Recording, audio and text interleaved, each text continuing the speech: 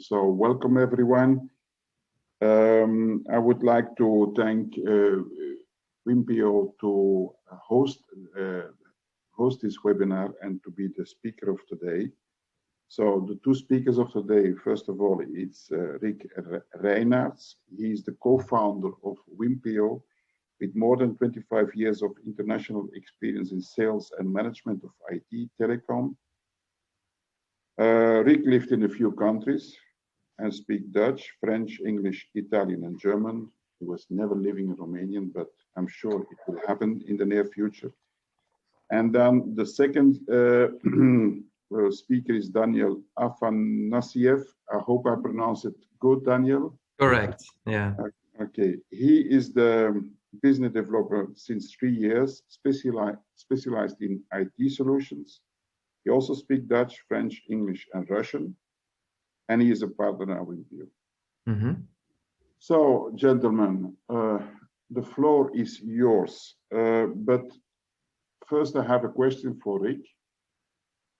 Where did you get the idea to organize this webinar? Well, during our prospection for customers who wish to expand internationally, we often work with international chambers of commerce, like the French, the British, and the Canadian already, for example. We met you, Alain. You proposed us to organize the webinar. And the subject, paradigm shifts in sales after COVID, was easily found as we experienced those changes at first hand. Our business is outsourced sales from prospection until closure of the deals. So we do the whole sales cycle from A to Z. Our initial model was prospection followed by a physical face-to-face visit. But once the lockdown arrived, you can imagine that we had to rapidly adapt our model. We had to move all our canceled meetings into remote Zoom or team meetings. What can we expect from the webinar? Well, we will discuss a couple of trends and we will try to draft some conclusions.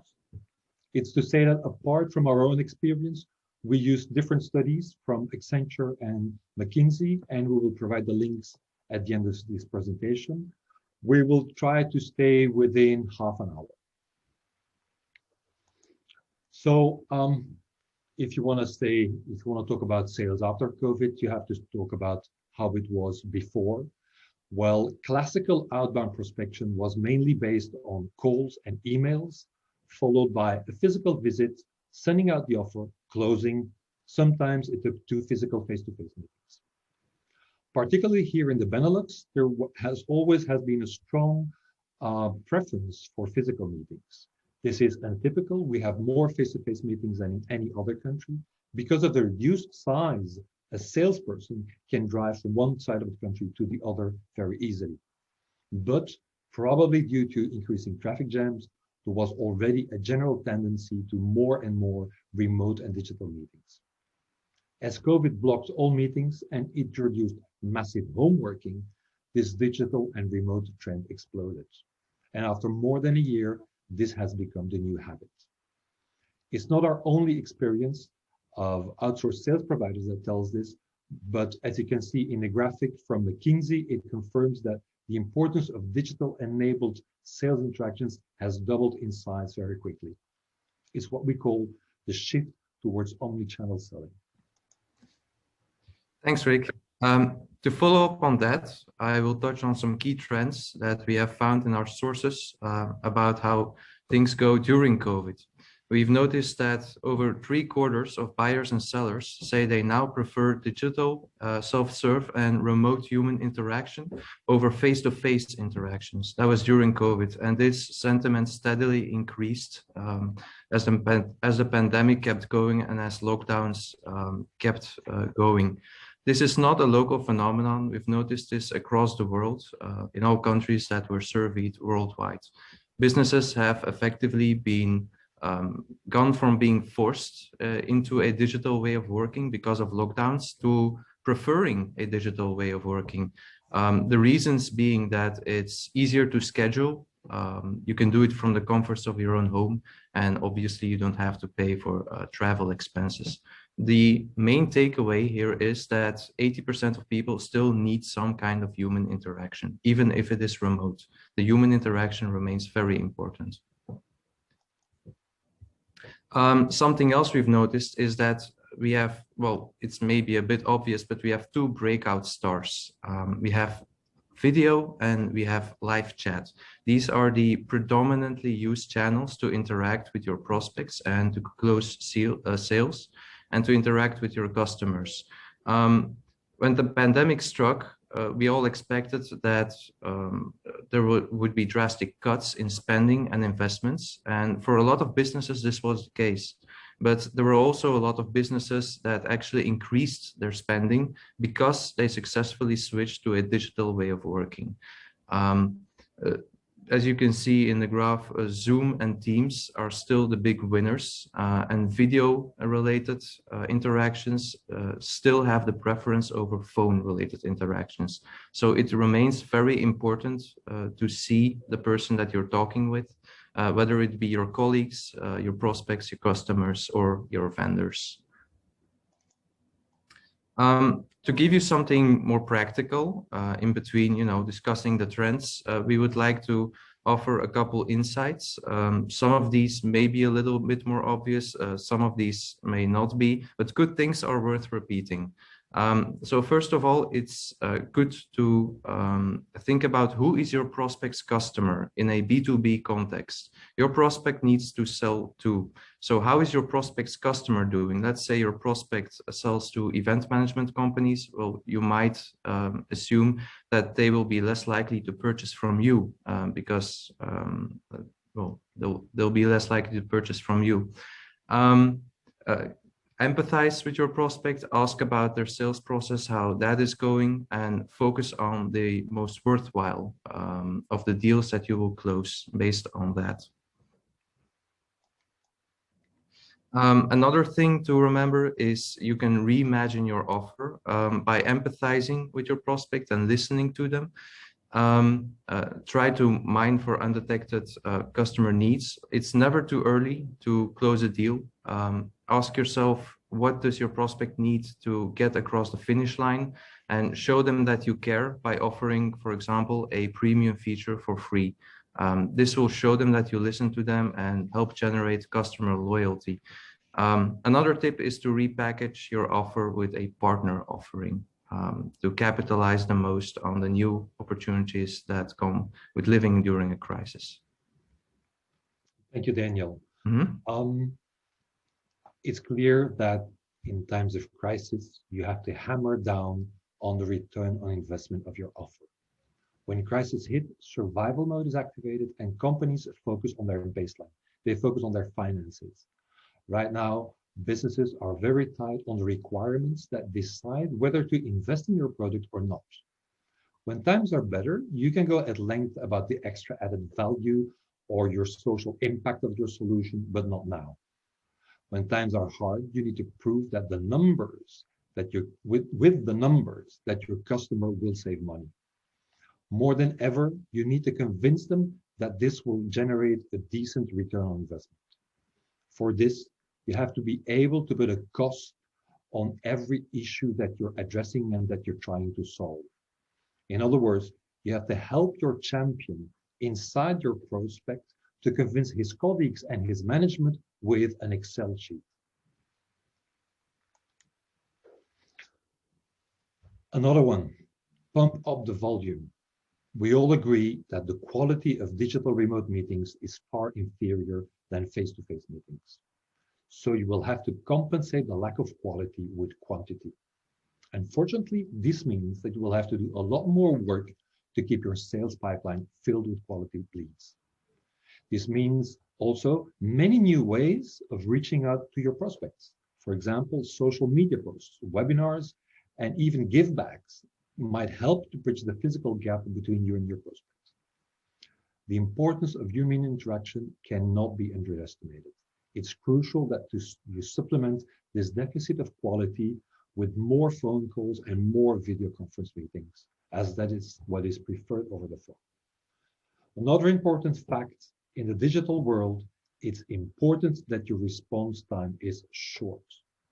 Online, business to consumer or business to business prospects expect an instant response. Practically, this means, for example, you install a chatbot on your website to allow instant interaction with your website visitors.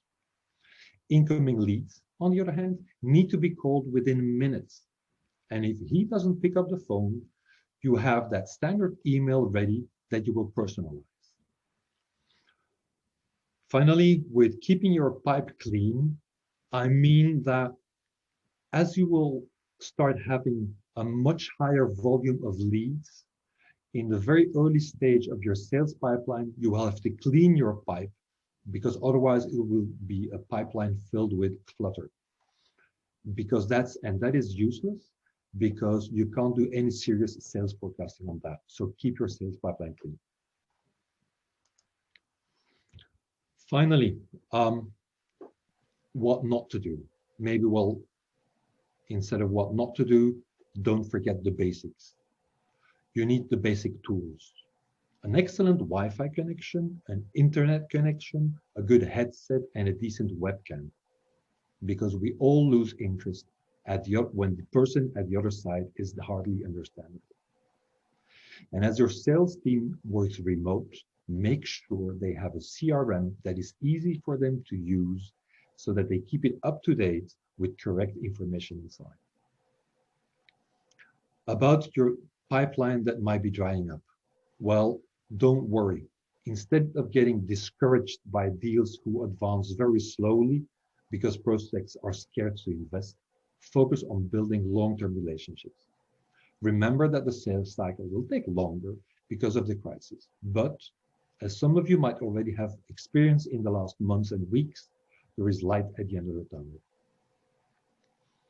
Don't spam your leads. Make sure to leave enough time in between contact points. Don't call the guy 10 times a day. If he doesn't call, leave him some breathing room and try the next day or 2 or 3 days later. And finally, don't start offering crazy discounts. Discounts can show that you empathize with your prospect, but offering too steep reductions may attract less attractive prospects, the ones who only focus on price. Plus, you will lose on credibility. So now that we've touched on... Can I interfere? Because yeah. I had a question for Rik. Rik, what do you mean with give backs? Yes. What do you mean with this? Well, as you cannot see your prospect in face-to-face to hand him over a gift or a sample, what can be done? You send it over by DHL or whatever before the meeting, and during the video conference, he has something that you gave him or the sample that you sent him. Okay. And then we had the first question from Shaba. Maybe Shaba, you can introduce your question. I was asking about whether you have observed the same behavior shift or in terms of the companies, in terms of farming existing customer versus hunting for new customers. At least in our industry, construction, traditionally 60-70% of yearly customers are existing or recurring or recommendations from existing customers. And then the rest was a new customer. But during the COVID time, we found that it is probably a better idea to focus on retaining existing customers and mining them for recommendation for lookalike people, because the trust is then transferred to other customers. And I was interested whether you had observed the same shift in companies' mindset in terms of existing customer versus new customer acquiring or retaining. I fully agree with you. In times of crisis, you have to focus on securing your existing revenue. So keep your existing customers very close at hand, stay in touch with them, listen to them, and while being in contact with your existing customers, you can also learn what changes in their situation. This can help you adapt your new product offering. But you don't have to forget to continue chasing and hunting on new customers. But during the slowdown, there were very little new investments. So hunting will take and did take much longer.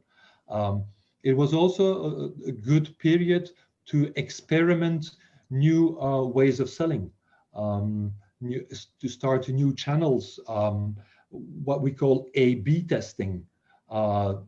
You take a certain vertical market and you offer A, and you with another part of the market you offer B, and you test what has the best response.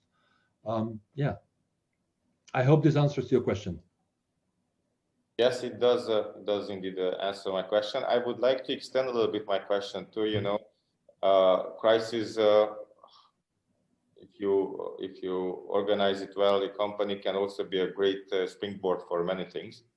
During crisis, a lot of companies gain pretty much. So when some other companies hit the brakes, there's usually a good chance, if you have the means and the possibility to extend and to acquire new customer, there's a great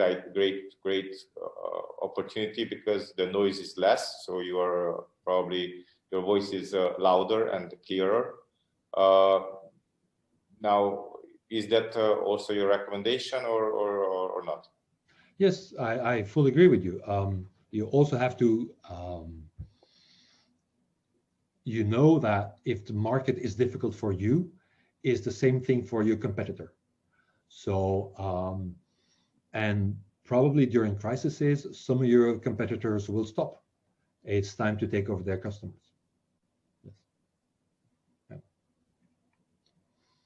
Okay, thank you. You're welcome. Thanks for the question. Daniel, it's up to you. Yeah, sure. Good. So now that we focused on the trends before and during COVID, of course, the question is what will happen after COVID? What is the future of sales? We think, and it's confirmed by the surveys, that a lot of the changes will stick.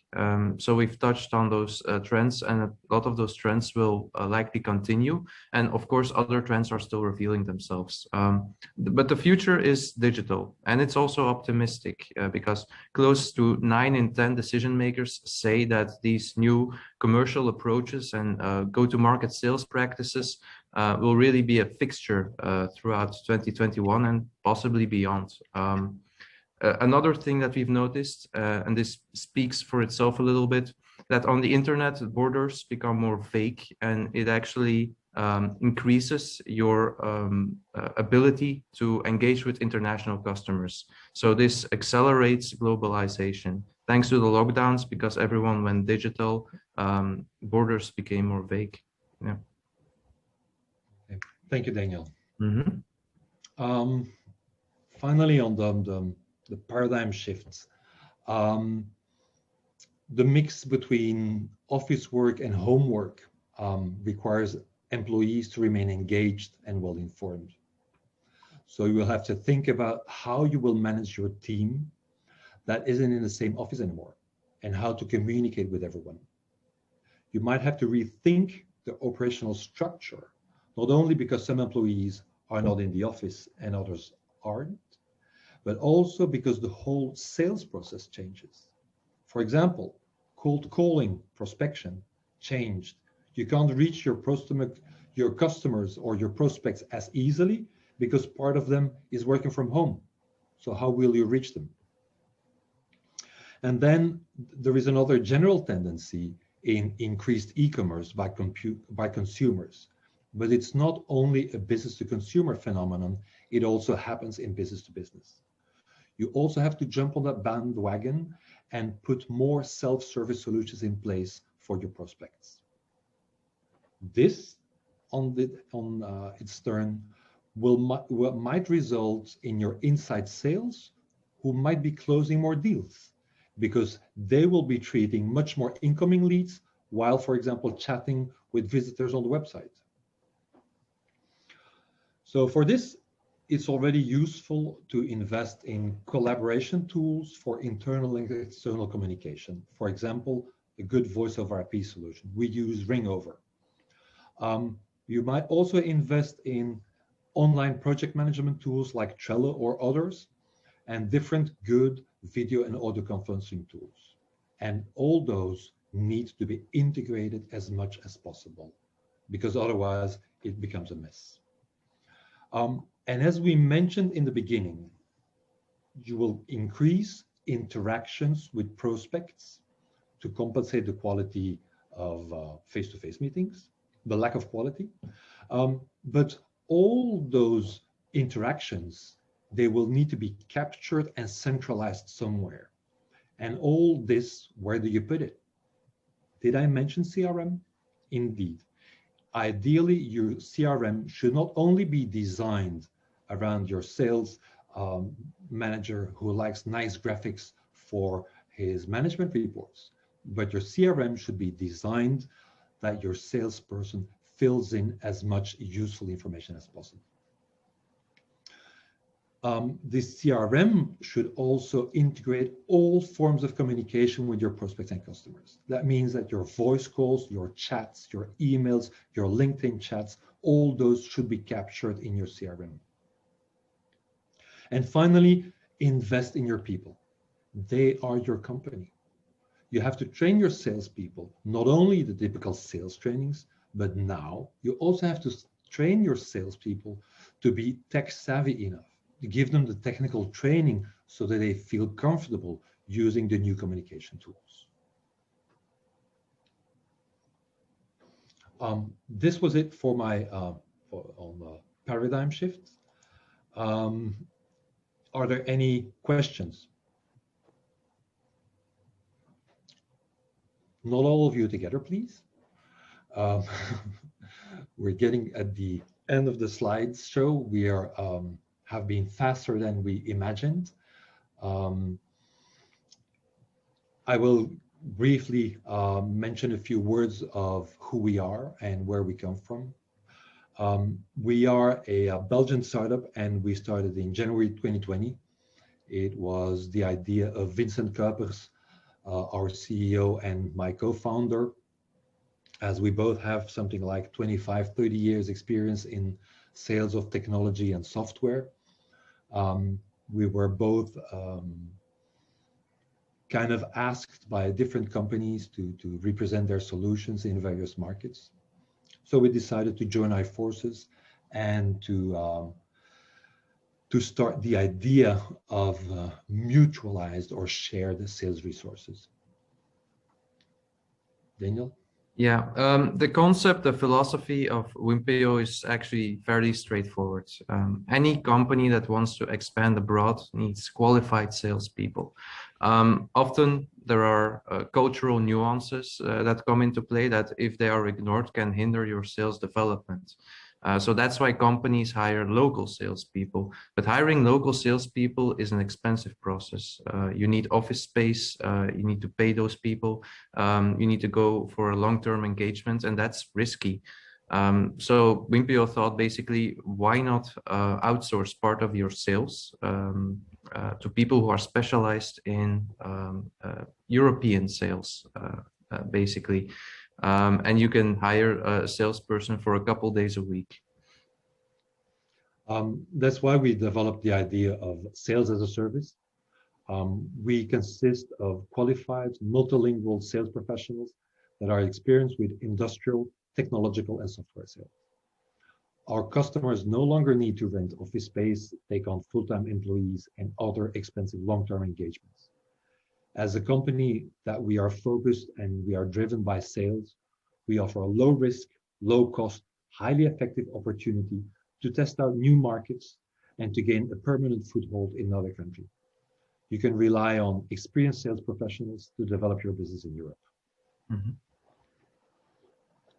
Rik, I have a question. You Yes. mentioned that you started as a startup in beginning of 2020, and then directly the pandemic started in March, April.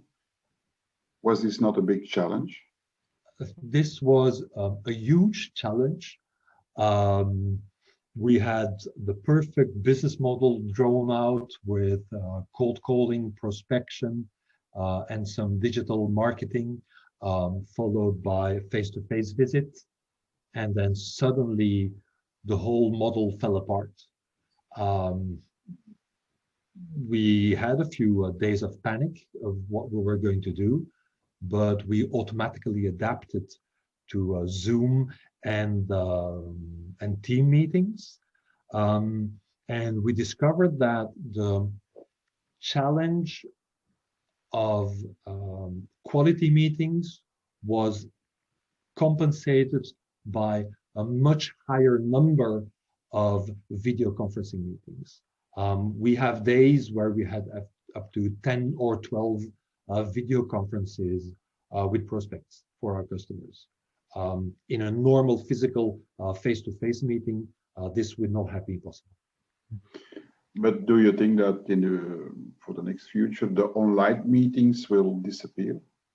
No. This has been a live test case. The whole world has been forced to go to test Zoom and video meetings in general. People have created, after a year, a new habit of doing meetings. What we discovered is that the sales cycle is very often longer than before because you need much more meetings. That is the major difference. We still have prospects who prefer face-to-face meetings, and in certain vertical markets, you will always need face-to-face meetings. But we can confirm that the general tendency of video meetings will not disappear. The profile of a salesman will change? Yes, definitely. The sales guy will have to be much more tech savvy and aware of using all the technological sales, all the technology, and we will have to be, the sales management will have to be very aware of a good CRM, because as you increase the number of interactions, you have to capture all these in your CRM. So the importance of a good CRM increases enormously. Mm-hmm. And we all know that a typical sales guy does not like to fill in the CRM. So you need a CRM that is easy to use for the sales guy. So we have so many salespersons on this webinar. I suppose that I have some questions because I see not so many questions coming. Nobody has questions for Daniel and for Rik? That means that we have been very clear. I would like to pick on what you were presenting. I really enjoyed your presentation, and it caught my eye, your previous slide, where you said that you're sales as a service company. Well, in tech, it's a solution as a service, a SaaS company.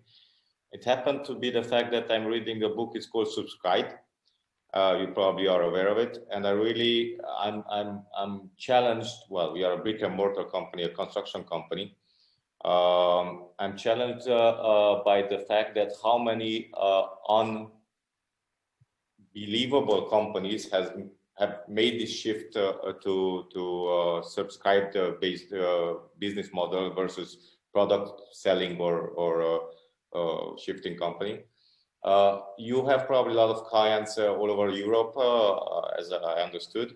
How many or those companies are already made this shift towards the subscribe-based business model versus selling product old way?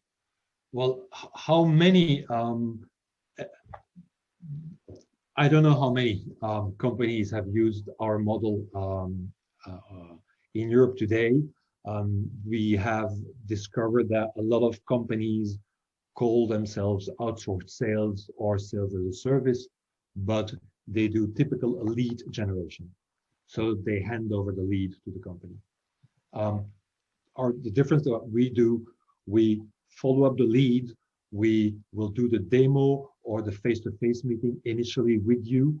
We will send out the offer and we will follow up the offer until the closure of the deal. So as I mentioned, we do a sales cycle from A to Z. And honestly, in Europe, I don't know many companies who offer that model. What I can confirm is that our closing rate is quite high. When we propose our services, I'm very often astonished how quick that we close a deal with a company. So I guess that more companies will pick up our model. Another thing that is important in our model is that as we have, first of all, a very good database that we can call on. We have the LinkedIn tools that are very important today.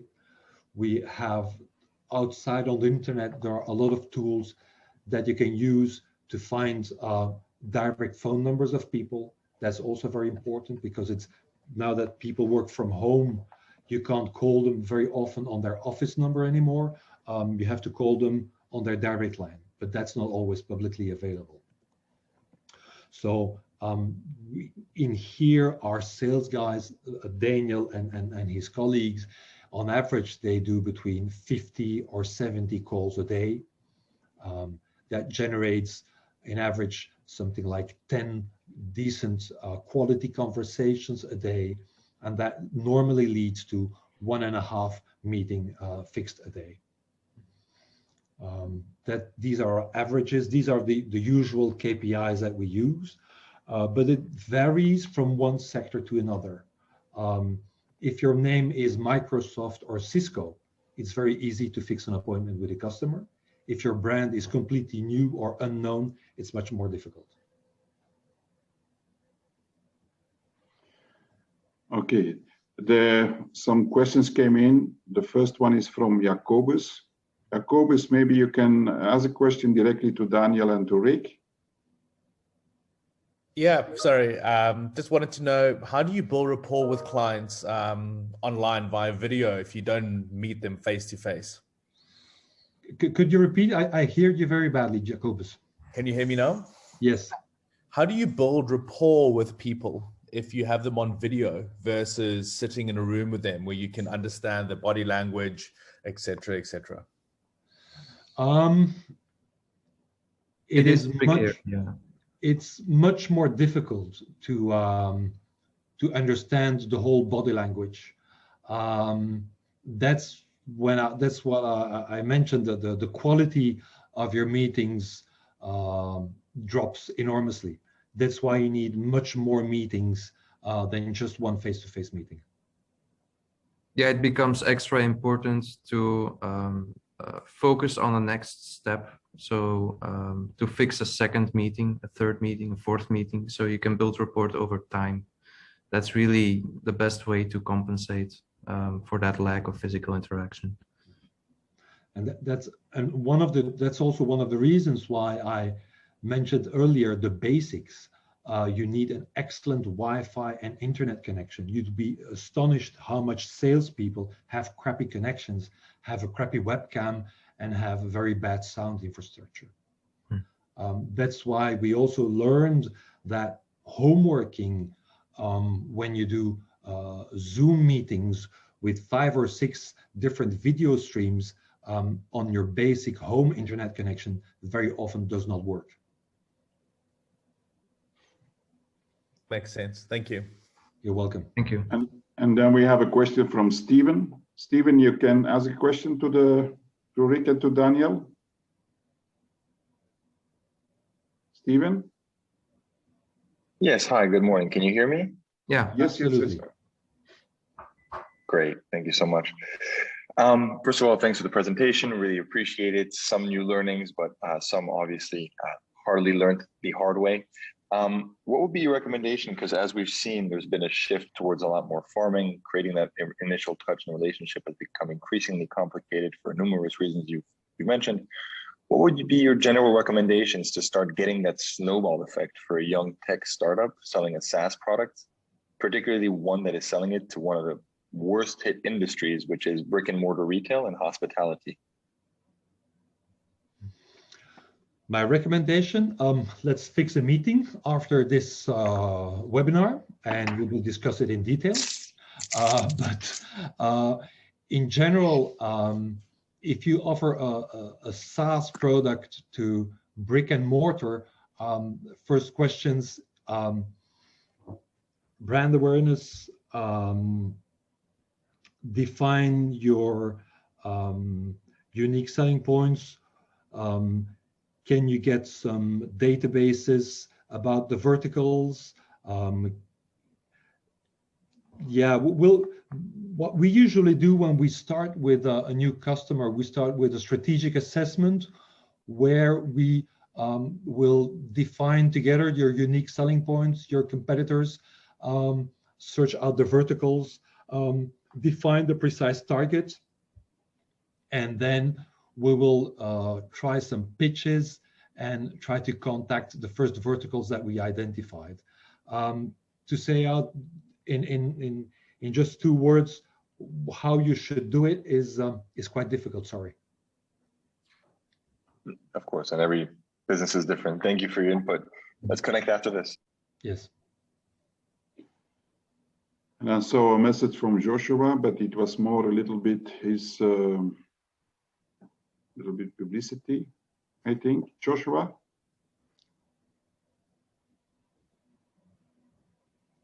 I think he's not there anymore. We respect the grind, Joshua. Okay. So, gentlemen, something to add? Daniel? Not from my side. I can add that I'm very glad that we finished this first webinar in a decent way. Mm. I don't hide that I was bloody nervous, but it was fun and interesting. Yeah.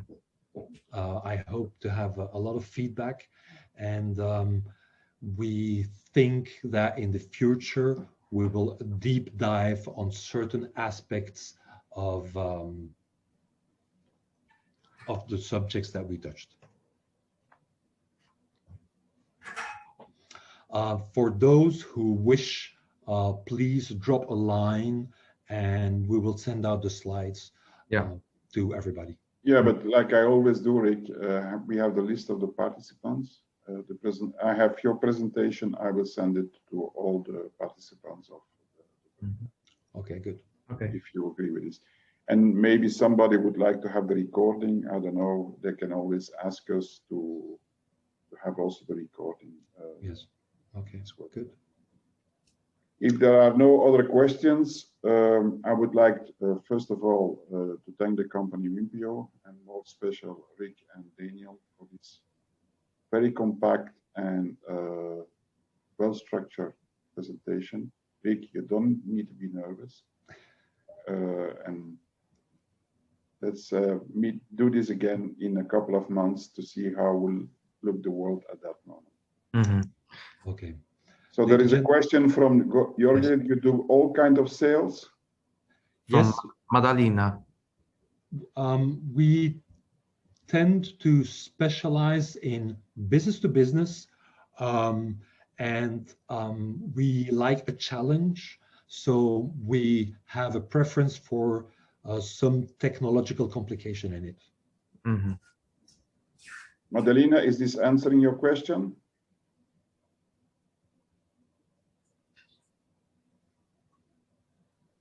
She's gone with the wind.